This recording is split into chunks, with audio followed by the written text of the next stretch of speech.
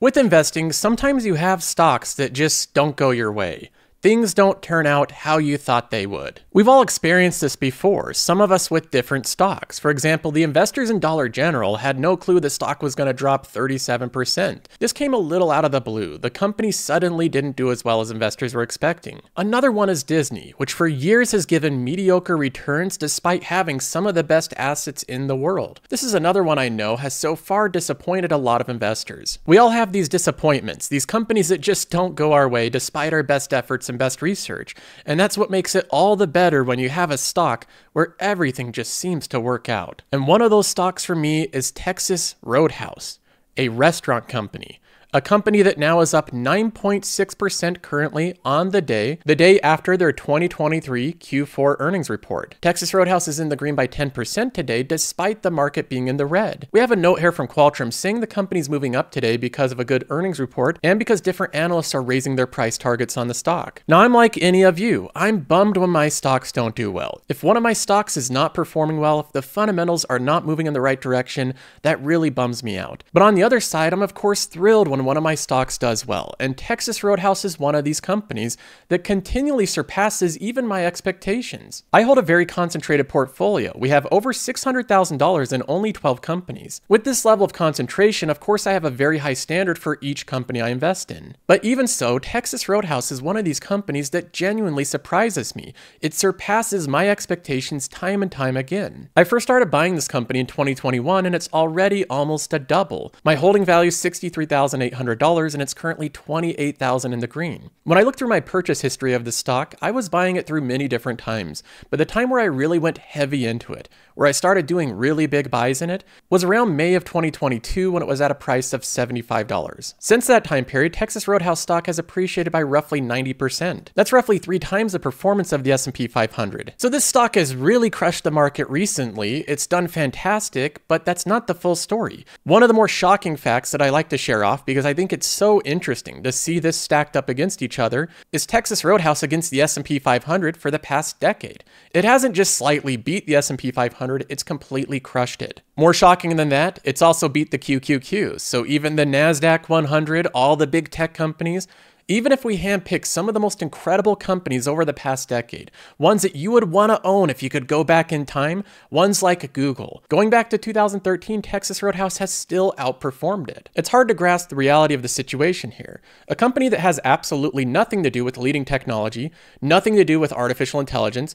nothing to do with fintech or software in general, is continually outperforming some of the best, most advanced companies in the US markets. And the mechanics of how it's able to accomplish this time and time again are very interesting. In this episode, I want to dive into it. What are the mechanics of Texas Roadhouse that make this company generate market-beating returns? There's something they're doing that other stocks are not doing, and we're going to be breaking it all down in this episode. Now, in breaking down Texas Roadhouse and the secrets behind their incredible continual outperformance, I think we first need to look at some of the basics of what returns are and how they're even generated in the first place. For this, I would recommend downloading my investment philosophy presentation. It's only 8 pages long and it's just a simple PDF file. You can download it in the pinned comment below, completely free, no strings attached. On page 7 of this presentation, I address intrinsic value and the core drivers of intrinsic value. A company grows intrinsic value by having organic revenue growth, free cash flow per share growth, and the predictability of the company improving. Meaning that if a company's growing its organic revenue, they're growing without doing expensive acquisitions or paying for their growth, they're growing by just growing their core products, that's good growth. If a company's also growing their free cash flow per share and earnings per share, that's also very good growth. And if they're doing this while also growing their moat or the predictability, that's also good growth. So these 3 factors all determine the growth of the intrinsic value. And I think this is something that investors continually get confused about. In many cases, novice investors may look at companies that are at the forefront of technology and they will suggest that AI is what generates returns. Whatever company is the leading AI company, or software, whatever company has the most cutting edge software will generate returns. Now, those things are great, those softwares and features and different things that companies are creating, but they in and of themselves do not generate returns unless the company can translate that AI and software into money. They need to have a profitable business model behind the AI and software. Ultimately, it does not matter where it comes from or how it's generated. What generates returns is earnings and cash flow growth. If a company can grow its earnings per share and its free cash flow per share, and it can grow it steadily for a long period of time in a predictable manner, that company will generate returns whether it's an AI company or a steakhouse. Ultimately, at the end of the day, what matters is cash, the money that the company earns. And investors will not care whether or not that return comes from artificial intelligence, selling cutting-edge software, or from selling steaks. So while there's lots of money to be made in cutting-edge technology, there's also intense competition within that industry. With Texas Roadhouse, they've consolidated steakhouses into an experience that's difficult to beat. The value proposition is unsurpassed by any competitor. The experience is, on average, much better than any competitor because of the execution of this company. And out of everything I want to highlight, with the incredible performance of Texas Roadhouse, I think the biggest factor with this company is execution. Execution is what's leading this stock higher. On the second page of this presentation, I have unattractive attributes in a stock, and many of them have to do with capital allocation and execution of using cash. For example, I try to avoid companies that have undisciplined use of cash flows. Companies that issue too much compensation to employees and executives. You'll see these companies issue hundreds of thousands of dollars per employee in stock-based comp, far above a competitive pay. They also have fancy, expensive offices, extravagant work parties. They, in some cases, will invite celebrities and pay them consulting or advertising fees. They invest into executive pet projects, things the executives want to do, not because they believe they'll get a good return for their investors, but because it's something they're interested in. They also are, in many cases, unwilling to return excess cash to shareholders.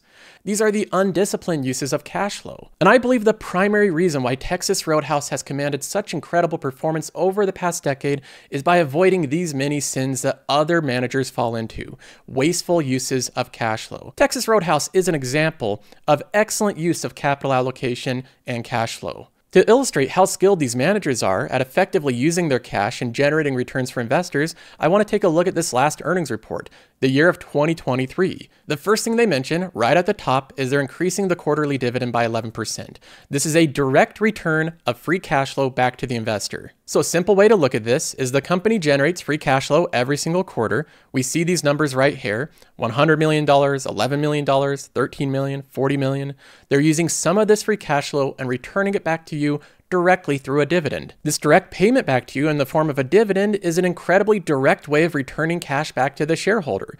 You know that they're not using it for any tomfoolery. They're not doing anything silly with it. They're just giving you the cash directly back to your bank account, directly back to your brokerage, where it can be reinvested into other opportunities. And I've seen this happen over and over again with Texas Roadhouse.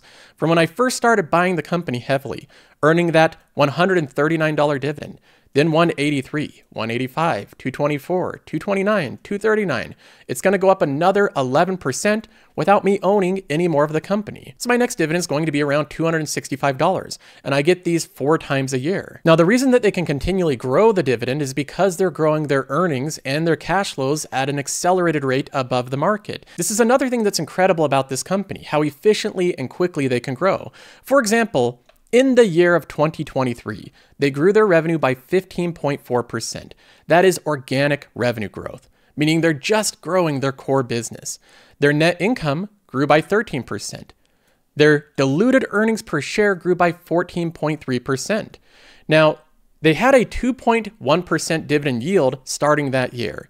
So you got 14.3% in earnings per share plus another 2.1% in dividends, a total return of 16.1%. A 16% return is above the average of the market. The S&P 500 averages around 9 to 10% returns. A 16% is, of course, 60% above that, and they've been doing this on average for the past decade. This 16% total return is completely in line with their historical average. So it makes sense that a company that's returning far above the rate of the market and doing it for a prolonged period of time is beating the market, especially when this company in question has a valuation that's around the same of the market. The earnings per share this year came in at $4.54. If we bring up the earnings per share on Qualtrim, we don't have the latest data in because it was just today, but if we look at 2023, that would put it right around here. A nice step up from the previous years, a 14% increase year over year. You can see that this company has the earnings per share growth that clearly looks like a compounding machine. But how do they accomplish this growth? How does this company grow earnings per share so quickly for so long? There's a lot of explanations you can use, but I think one of the most simple ones is people love steaks. They really, really love steaks. Maybe if you're outside of the US, you don't understand this as much, but at least inside of the US, we still like steaks. I call this turf and turf. It's a 16-ounce T-bone and a 24-ounce porterhouse. Also, whiskey and a cigar. I'm gonna consume all of this at the same time because I am a free American. Obviously, this is a bit exaggerated, but the point is we really like our steaks here. When I put together my quick notes on my bold thesis on Texas Roadhouse, it was very simple. I said that I think affordable steaks will never go out of style. Consumer food habits are unlikely to change. That's something that I continue to believe is just as applicable and true today as it was 3 years ago when I first bought the company. Affordable steaks are always going to be in style. It's just never gonna change. We also have the threat, the competitive threat of different products like Ozempic and GLP-1 appetite suppressive drugs.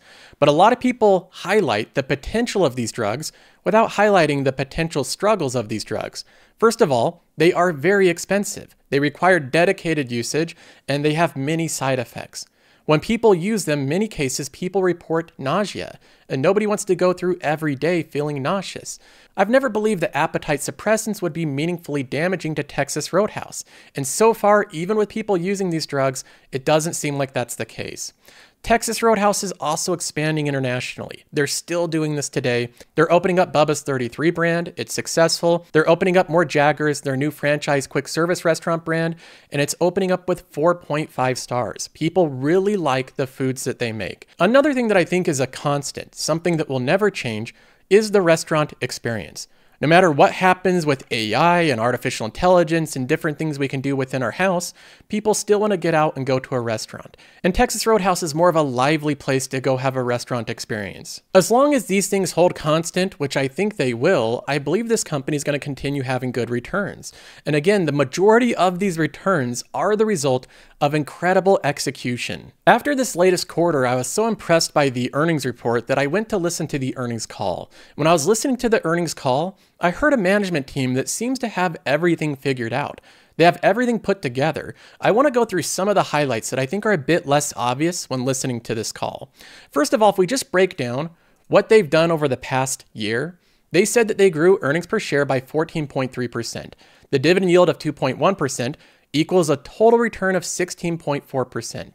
They said in this return that this is consistent with their long-term historical average return. And they believe in the future going forward, we are confident that we can continue to reward our investors with strong returns for years to come. So they didn't say that this is unlikely to be repeated, that this is an outlier. They said, no, this is what we do. This is the type of returns we generate, and we're very confident in our ability to repeat this in the future.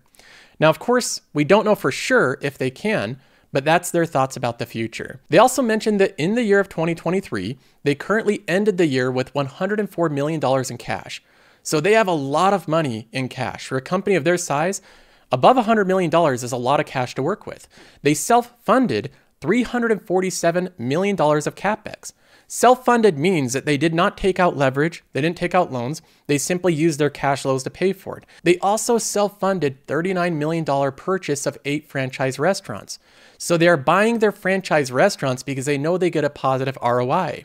They also returned $147 million in dividends and did $50 million in share buybacks. This is a company with a huge cash balance and no debt, self-funding their CapEx expense, growing organically, and returning money back to the investors through share buybacks and dividends. They mentioned a couple other things about the future. They said they're accelerating their digital kitchen conversions. This makes it easier for them to fulfill delivery, DoorDash, and Uber. It also makes it easier for their restaurants to fulfill to-go orders. So they're now converting around 200 new restaurants to this digital kitchen. To-go orders is now also a $1 million business per restaurant. That's a pretty big business, and they're continually growing this. That's nice for them because it doesn't occupy space in their restaurant. They can serve more customers that way. Now, one of the downsides of this year was CapEx expense was much higher than last year. They were asked about this on the earnings call, and I thought it was really interesting the answer they gave.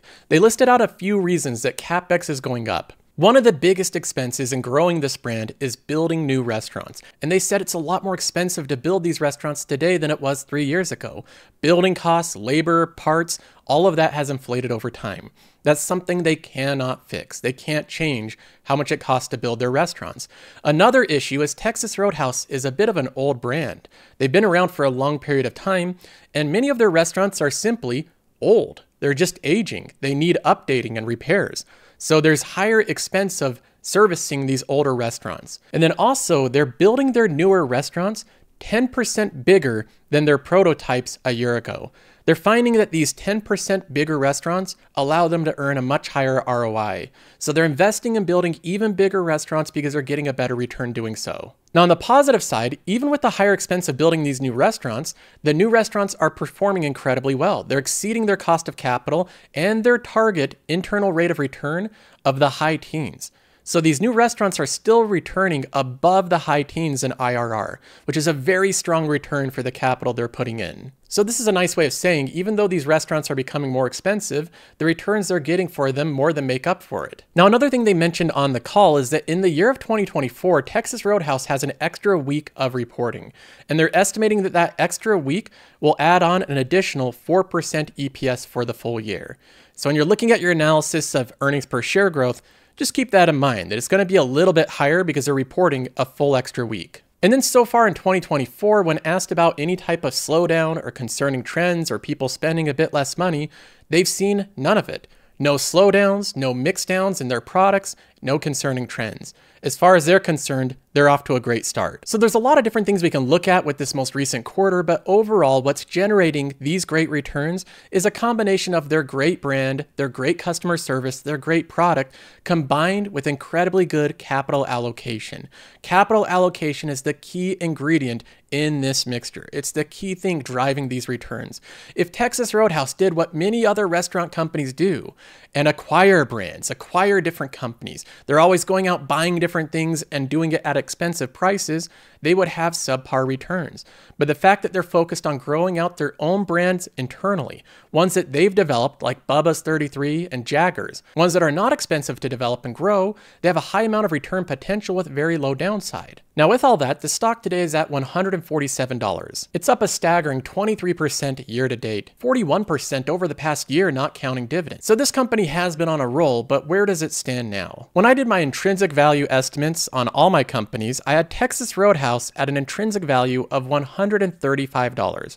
That's where I thought it was in the range of fairly valued. But I believe the company has grown its total return around 16%, and I believe the intrinsic value has moved up 16% year over year. So 135 plus 16% is around 155. So I think it's worth around 155 now, and the company trades at 147, which means that even though it's moved up 11%, I still don't think the company's trading at a crazy valuation.